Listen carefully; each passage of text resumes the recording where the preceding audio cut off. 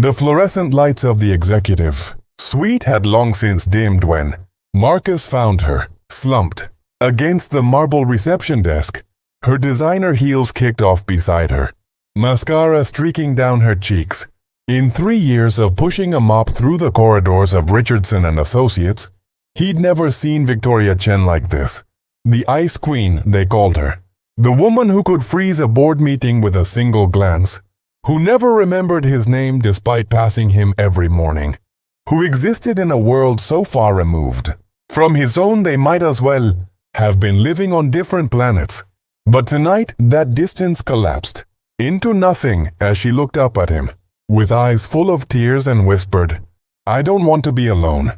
Marcus Hayes knew about being alone.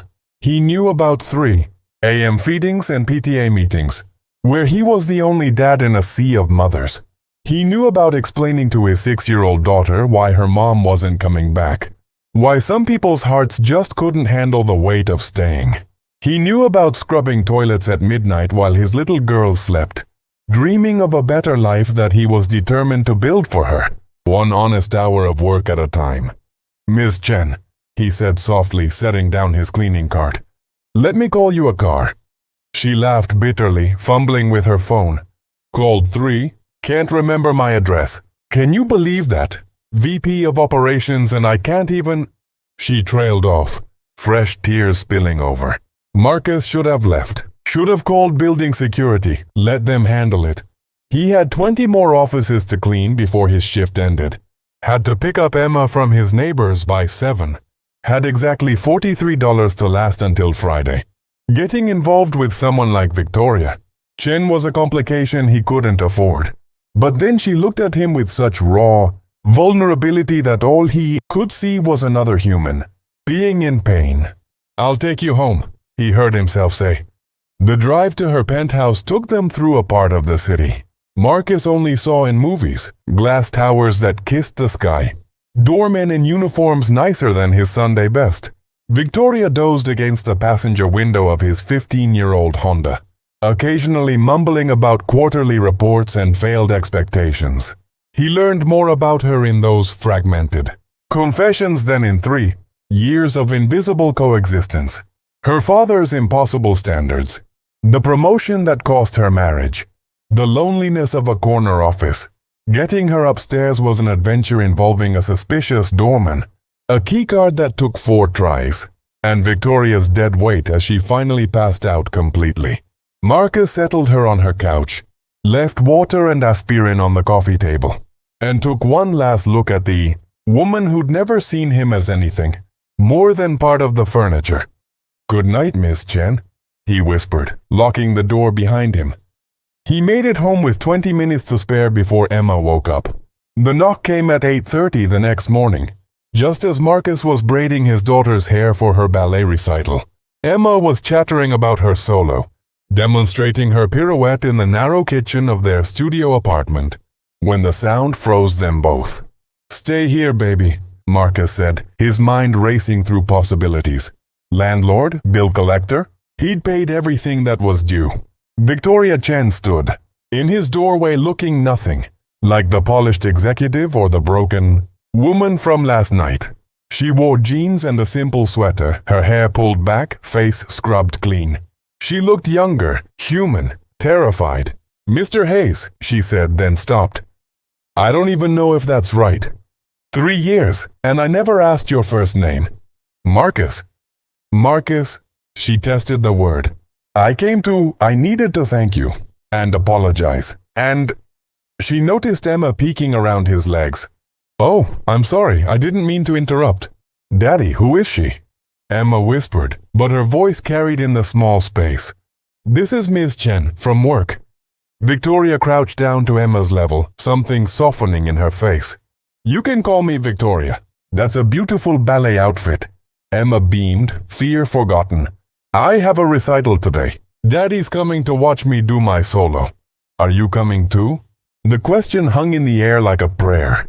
Marcus started to make excuses, to save Victoria from the obligation, but she was looking at his daughter with an expression he couldn't quite name. "I'd love to," Victoria said quietly, "if that's okay with your dad." The recital was held in a community center gym that smelled like old wood and dreams. Marcus watched Victoria take in the folding chairs, the homemade programs, the parents juggling phones and younger siblings. She sat between him and Mrs. Rodriguez from 3B, who immediately started telling her about her grandson's soccer tournament. When Emma pirouetted across the scuffed floor, small and brave and perfect, Marcus felt his throat tighten the way it always did. But when he glanced at Victoria, he saw tears streaming down her face. "She's beautiful," Victoria whispered. "You've done something beautiful." After the recital, Emma insisted. Victoria joined them for their traditional celebration, pizza at Angelo's, the place with the checked tablecloths and the owner who always gave. Emma extra mozzarella sticks, over pepperoni and soda.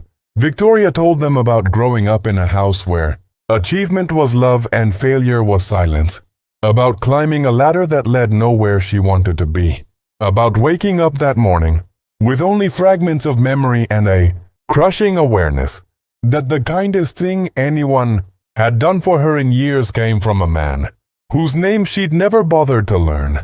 "I don't know how to be the person I should be," she admitted, watching Emma color on the paper tablecloth. "But I want to learn." Marcus thought about all the ways the world tried to tell him he wasn't enough, not educated enough, not wealthy enough, not impressive enough. Yet here was this woman who had everything he'd been taught to want. And she was the one feeling empty. "You start by showing up," he said simply. "That's what I learned. You just keep showing up." Victoria showed up the next Saturday to help Emma with her math homework. She showed up the following week with groceries when she'd overheard Marcus worrying about stretching his budget. She showed up to parents' night at school, to trips to the park, to quiet evenings watching cartoons on Marcus's worn-out couch. Somewhere between showing up and being seen, something shifted. The boardroom tyrant became the woman who laughed at Emma's jokes and listened when Marcus talked about his dreams of maybe someday finishing his degree. Marcus discovered that Victoria's coldness had been armor against a world that taught her trust was weakness. And Victoria learned that wealth wasn't measured in corner offices but in moments. Emma's giggle, Marcus's steady presence, the warmth of being part of something real. 3 months after that drunk night, Victoria made a choice. She stepped down from her VP position, took a consulting role that gave her life instead of consuming it, and invested in the thing that mattered most, the people who'd shown her what it meant to be human again. She didn't move into Marcos's studio apartment. That would be a different story for a different time. But she became part of their constellation, proof that kindness creates its own gravity, pulling strangers into orbit until they become family. On Emma's 7th birthday, as they gathered around a homemade cake in that tiny kitchen, Victoria caught Marcus's eye across the candles. "Thank you," she mouthed. "For what?" he whispered back. "For carrying me home." Marcus smiled, watching his daughter make a wish. He'd carried Victoria that night, yes, but somehow, in the mathematics of grace, they'd ended up carrying each other.